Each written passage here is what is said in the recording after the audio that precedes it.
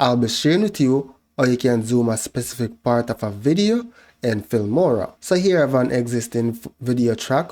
What you want to do is drag the scissors to where you want to start your zoom and then drag it to the end where you want to end your zoom. Now select the footage that you just cut, right? And then right click and then select crop and zoom. Here you're going to select pan and zoom.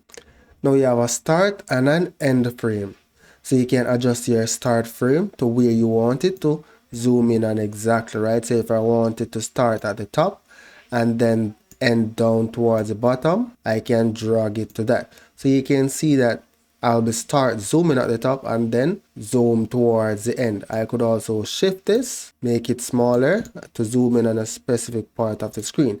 So let's select apply here and you'll see the effect. So let's select play. In this video, I'll be sharing with you how you can turn off your RAID recipient, or you can turn off the RAID recipient in your WhatsApp chat.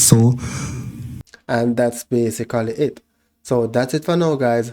Thank you for watching and see you in the next video.